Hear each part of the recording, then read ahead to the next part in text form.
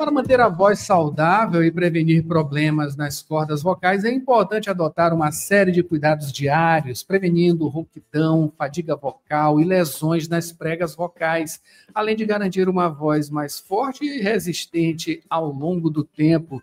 Para falar sobre esse assunto, a gente recebe mais uma vez aqui no Rádio Opinião, para falar sobre cuidados com a voz, a fonoaudióloga da Divisão de Qualidade de Vida da Universidade Federal do Maranhão, Joseilma Garrido. Joseilma, bom dia, seja bem-vinda mais uma vez aqui ao Rádio Opinião. Bom dia, Adalberto, bom dia a todos que nos ouvem e nos acompanham pela rádio. É sempre uma honra estar aqui na companhia de vocês. Maravilha, satisfação, né, de receber você. A gente praticamente todo ano, né, conversa, porque a gente está próximo aí dessas datas, né, que dizem respeito a um cuidado maior com a voz, com a nossa voz, né? Acho que hoje eu estou um pouquinho rouco, né? Acho que dá para notar um pouquinho, enfim, a gente faz essa análise aqui praticamente todo ano, né? E é muito bom receber você, que tem um trabalho já voltado, a própria DQV já tem um trabalho muito com alicerce, né, aqui na universidade, justamente para falar, entre outros cuidados, os cuidados com a voz, né? Joseilma, o que a gente pode destacar neste ano, né? Enfim, eu não digo novidades, né? Mas de coisas a mais, né? Que a gente pode, né? A gente deve se preocupar em relação aos cuidados com a nossa voz.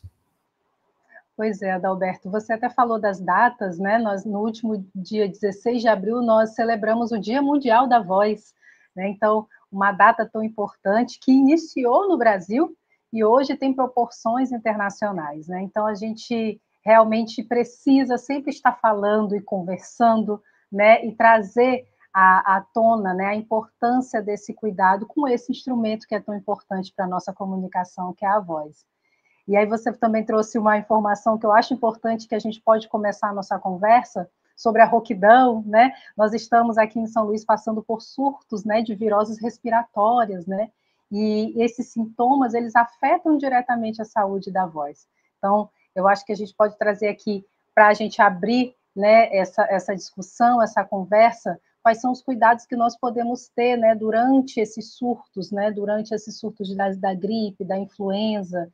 E eu destaco aqui a importância, por exemplo, do aumento da hidratação, né? A gente precisa sempre estar pensando, né, em hidratar o nosso corpo, não só para uma melhora do quadro dessa virose, mas também porque a voz, ela sente, né, logo esse sintoma, ela sente logo esse prejuízo que é causado por essas viroses. Então, a gente precisa aumentar o cuidado com a nossa voz durante esses quadros também. Então, aumentar a hidratação, o repouso vocal é super importante sempre que possível, né? Horas de sono para que a gente reponha essa energia que a gente gasta, né, ao fazer a produção da voz durante o dia. Então, eu acredito que precisamos sempre ter em mente, né, ter a consciência do cuidado com a voz, também quando estamos passando por esses quadros virais, por esses quadros de crises respiratórias. Maravilha. Ó, a minha garrafinha está aqui, tá? Perfeito. Então, a gente já tem isso aqui como uma arma, né, para justamente hidratar. Não vai ser positivo somente para a voz, né? Para tudo. A gente necessita bastante do líquido. E ter uma garrafa, né? Uma garrafa próximo, principalmente trabalhando, de vez em quando a gente passa do limite ali, se concentra muito, não só no trabalho, ou então outras atividades, e acaba esquecendo de se hidratar. Qual é o ideal de consumo de água nesses períodos, né? Enfim, o que a gente deve fazer especificamente sobre a hidratação? Ter a garrafa já é um bom caminho, né? É um ótimo caminho. E eu costumo dizer que se você tem uma garrafinha de água ali sempre à vista, você não vai esperar a sede para consumir a água. Então, é importante a gente trazer isso. A sede é sinal de desidratação. Então, esperar que o corpo desidrate para beber água não é sempre o ideal. Por isso, a ideia da garrafinha está sempre ali, né? Está sempre à mostra, está sempre à vista. Então, o ideal, a literatura diz que pelo menos 2 litros de água por dia devem ser consumidos durante o dia para que você mantenha a hidratação, a temperatura do corpo ideal. Quando a gente está passando por um quadro respiratório, né, quando nós estamos passando por esses quadros virais, a gente precisa aumentar esse consumo de água. Então, como é que a gente sabe mensurar isso, né? Hoje a gente tem diversas garrafinhas com aquelas marcações, né, dos mililitros. Isso é muito interessante, porque quando a gente consegue visualizar o que está sendo consumido, a gente tem uma consciência maior dessa quantidade. Então, a dica aqui é sempre ter, tanto em casa quanto no trabalho, a garrafinha ali à vista, né? Eu costumo dizer que quando você olha a garrafinha, mesmo que você não esteja com sede, você é levado a fazer, né, a fazer a ingestão de água, dar aquele golinho de água. Então, é muito interessante que você tenha sempre essa garrafinha em todos os ambientes que você está, né? Deixa lá a garrafinha sobre a mesa da sala de jantar, a garrafinha sobre a mesa da sala de reuniões no trabalho, e aí com isso você vai criando um hábito de ingestão maior de água durante o dia. É isso aí. Bom para a garganta, bom para a voz e também bom para combater viroses. Joseilma, eu queria que você falasse agora sobre a necessidade de darmos um descanso para a nossa voz, principalmente quem já trabalha com isso, né? Não só o pessoal que trabalha em rádio, como a gente aqui, né? O pessoal que faz da comunicação, né? O seu ganha-pão, a sua vida, né?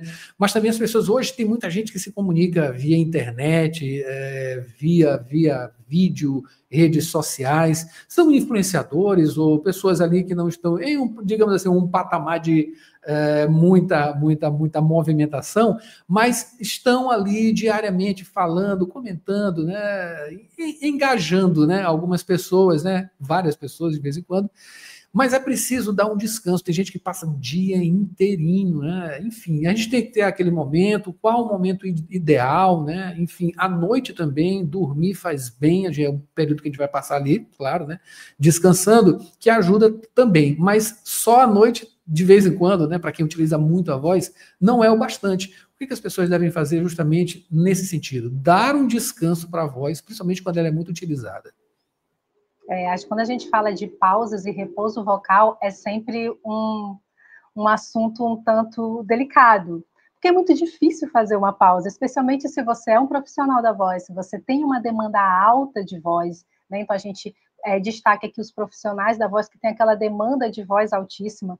Então é sempre um assunto que gera muitas dúvidas. Como é que eu posso fazer um repouso vocal se eu preciso continuar falando durante o meu dia?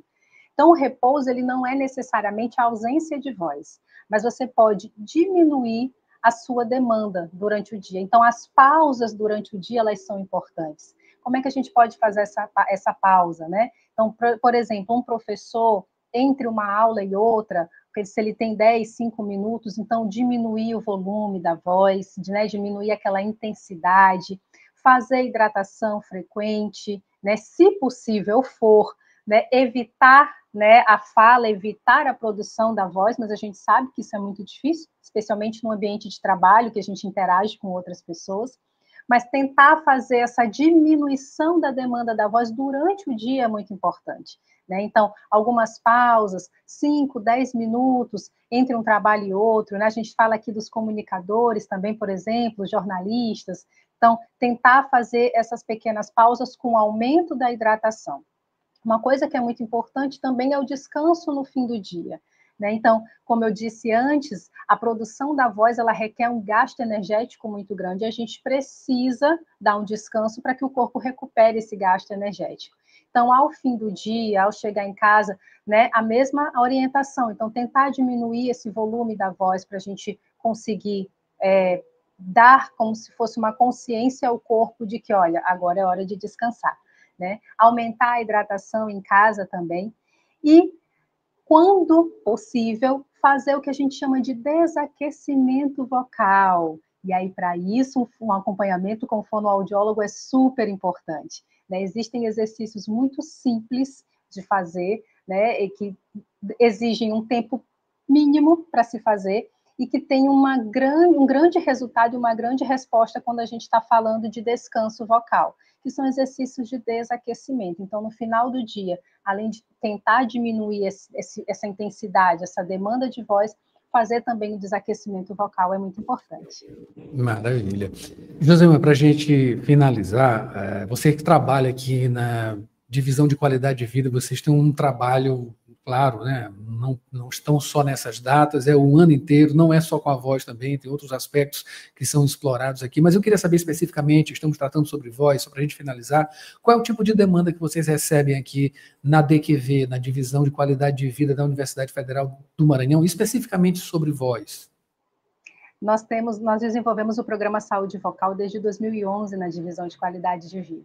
Né? E desde então, o programa Saúde Vocal ele tem tentado alcançar mais servidores ainda.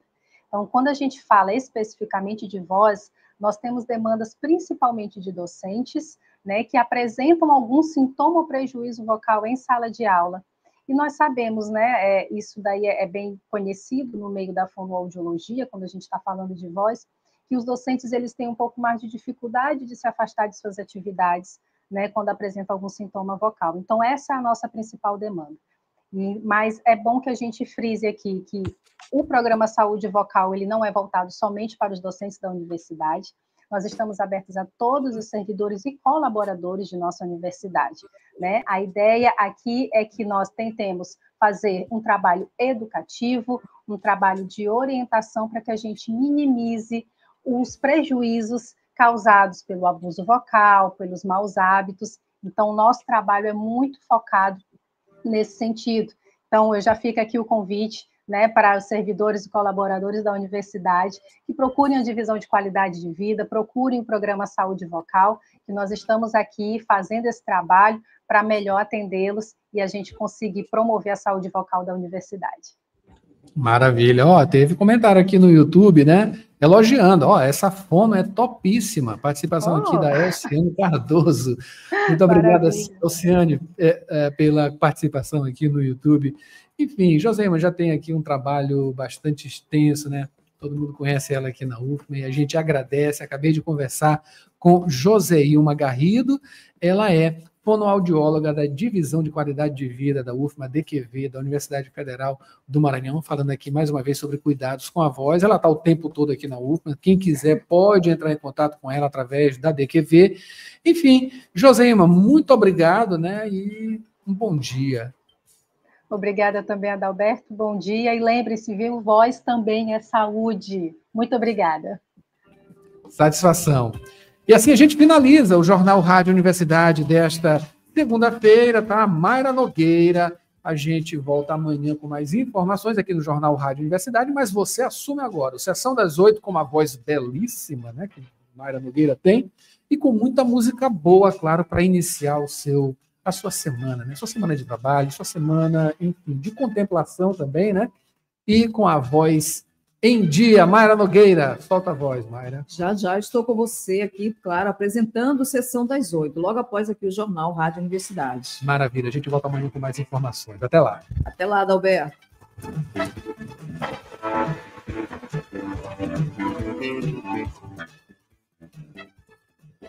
YC 626, Rádio Universidade FM, 106,9 MHz. Cidade Universitária Dom Delgado, uma emissora da Universidade Federal do Maranhão e Fundação Souza Andrade.